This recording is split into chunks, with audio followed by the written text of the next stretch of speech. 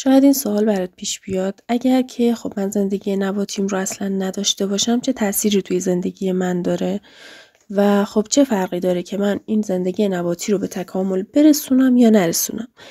میخوام اینجا برات یه مقایسه انجام بدم بین دو تا شخصیت فرضی. شخصیت آگاه که همون شخصیتی هست که زندگی نباتی خودش رو به تکامل رسونده یا به حد قابل قبولی رسونده حداقل، و شخص در واقع ناآگاه شخصیه که زندگی نباتی خودش رو نادیده گرفته و گذر کرده بدون اینکه بخواد این بعد رو تقویت کنه. خب اولین ویژگی که این افراد دارن اینه که افراد آگاه میدونن که خودشون کیان، جایی که زندگی میکنن کجاست، قراره به کجا برسن، یه دید کلی دارن و چرایی خودشون رو میدونن که برای چی اومدن، به کجا باید برن و در واقع تا حدودی مسیر راه براشون مشخصه. اما یک فرد ناآگاه هیچ وقت نمیتونه با اطمینان بگه که داره برای رسیدن به چه چیزی تلاش میکنه. شاید یک سری هدفهای کوچیک مقطعی داشته باشه ولی یک مسیر رو برای خودش نداره. اون میاد نقطه زنی میکنه، حالا امروز این فردا اون، هیچ وقت در یک مسیر به سمت رشد یا به سمت آگاهی پیش نمیره و زندگی اون هدفمند نیست واقعا.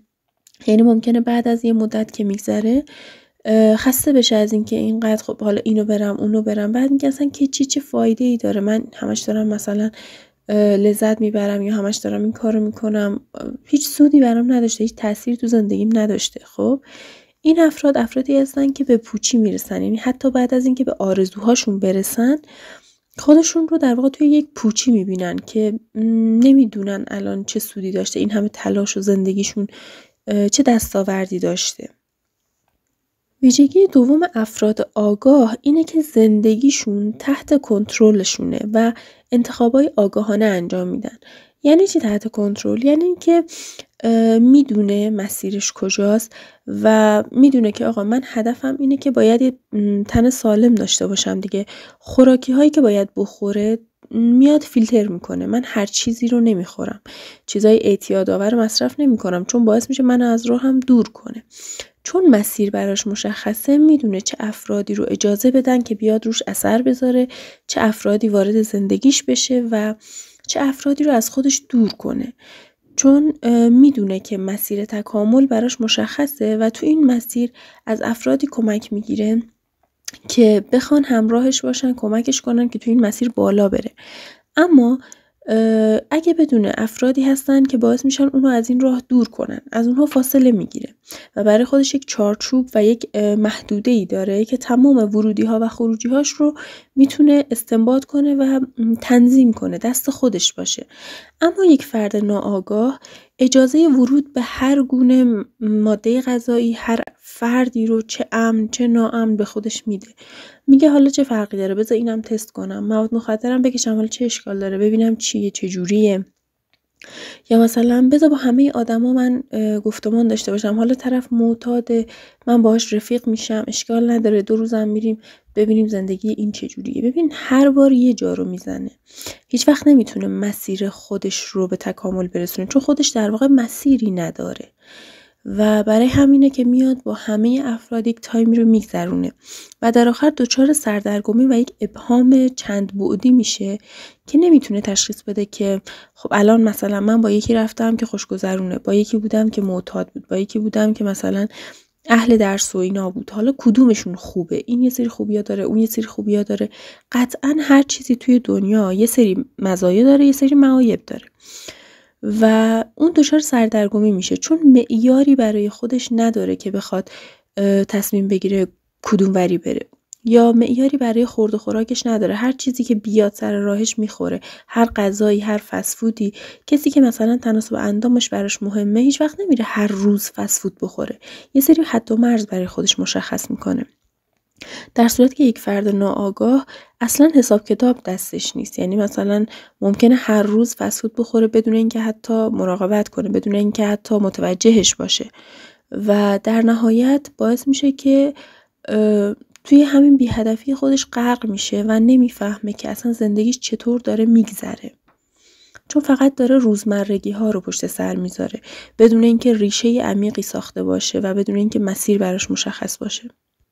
یک فرد ناآگاه وقتی که راهی رو شروع میکنه و مشکلاتی سر راهش برمیخوره، انگیزش رو از دست میده و منتظر همش شرایطی که راحتی براش فراهم بشه که بتونه اون مثلا اقدام رو انجام بده، یا اگه سختی هایی که توی مسیرش ادامه دار بشه باعث میشه اون قید هدفش رو بزنه، بگه آقا ارزش نداره انقدر من براش سختی بکشم، انقدر من براش هزینه کنم، فلان کنم، و هیچ انگیزه آنچنان قوی نداره که اونو تا آخر خط ببره. در حالی که یک فرد آگاه که ریشه های قوی و بنیادی تفکر خودش رو ایجاد کرده، میدونه که هر مسیر تکاملی سختی های زیادی داره و سختی های مسیر از بین نمیره هیچ وقت، فقط از نوعی به نوع دیگه تغییر میکنه و اون با این دیدگاه جلو میره که رشد من توی نحوه حل کردن این سختی هاست، نحوه عبور از این سختی هاست. در واقع مسیر تکامل رو در این میبینه که من با سختی هایی که مواجه میشم چطور میتونم جلو برم و ادامه بدم و از پس اونا بر بیام. توی هر سختی که پشت سر میذاره، هر چالشی که رد میکنه، مطمئنه که یک رشدی توی اون اتفاق میفته براش و هیچ وقت آماده یک مسیر راحت و آسون نیست. در واقع تمرکزش به جای اینکه بگه سختی چرا هست و چرا نیست و گله و شکایت کنه، تمرکزش میره رو اینکه خب چطور اینو حل کنم، چطوری ازش گذر کنم و چی ازش یاد بگیرم. دیدگاه یک فرد آگاه به این سمته. اما دیدگاه فرد ناآگاه رو دیدیم که مدام گله میکنه، شکایت میکنه، منتظر راحتی، آسایشه، در صورت که کسی که زندگی رو بشناسه، قوانین دنیا رو بشناسه، میدونه که زندگی هرگز آسون نبوده و نخواهد بود و منتظرش نیست. اما کسی که بتونه از دل سختی ها گوهر وجود خودش رو بیرون بیاره، بازی رو برده. خب ویژگی آخری که یه کوچولو توی موردهای دیگه هم بهش اشاره کردم اینه که یک فرد آگاه برای خودش و انتخابهاش معیار داره. فارغ از بعد معنویت که توی این مرحله فعلا باهاش کاری نداریم، اون طرف میاد میسنجه، میگه آقا من راهم مشخصه، مسیرم مشخصه، خب، و راههایی رو انتخاب میکنم، چیزهایی رو انتخاب میکنم که به من برای رسیدن به این مسیر کمک کنه. اگه چیزی باعث بشه که من از این راه سردرگم بشم یا از این راه دور بشم، چرا باید وقتم رو روش تلف کنم؟ به جای اون میتونم روی چیزهایی تمرکز کنم که منو راحت‌تر، زودتر به مسیرم برسونه. هر چیزی رو که از رشد اون جلوگیری میکنه، از خودش دور میکنه. این فرد برای خودش و تصمیماتش حد و مرز داره و هدفمند و آگاهانه انتخاب میکنه. میدونه که هر تصمیمی که امروز توی زندگیش بگیره و هر قدمی که امروز توی زندگیش برداره برای آینده اون حیاتیه و تاثیرگذاره و قطعا نتیجهشو خواهد دید. پس چه بهتر که بیاد روی چیزهایی تمرکز کنه که باعث رشد اون بشه. اما کسی که ناآگاه و زندگی نباتی خودش رو اصلا رشد نداده، برای انتخابهای خودش هیچ معیار خوب و بدی نداره. اون اصلا نمیدونه که خوب و بد به چه معناست. گاهن با این افراد ممکنه حرف بزنی بگی اصلا خوب و بد معنی نداره، همه چی میتونه خوب باشه، همه چی میتونه بد باشه، یا هر چیز رو آدم باید تجربه بکنه. حالا سلیقه‌ای زندگی، من میخوام اینوری برم، یکی میخواد اونوری بره و بدون معیار فقط دور خودش میچرخه. یعنی همه چی رو بدون حد و مرز تست میکنه، بدون اینکه اصلا مسیری داشته باشه، بدون اینکه چارچوبی داشته باشه و به قول میگه که هر چه پیش آید خوش آید. درسته اینی که ما بگیم که تقدیر هر چه پیش آید خوش آید از یه بعد مثبته، این که ما بدونیم که دنیا تحت کنترل 100% ما نیست و اگه شرایطی پیش اومد ما طوری باهاش برخورد کنیم که بتونیم خودمون رو با اون سازگار کنیم و مسیرمون رو ادامه بدیم. اما اینی که چون بالاخره اون طرف مسیر داره، اما اگه تو مسیری نداشته باشی و صرفا بگی هرچی پیش آید خوش آید، یعنی اصلا داری تو یک بیابونی راه میری که نه راه تو میدونین، همینجوری داری میچرخی تا وقتی که عمرت بگذره تموم بشه و بمیری. و این واقعا یه چیزیه که آدمو به تباهی میرسونه.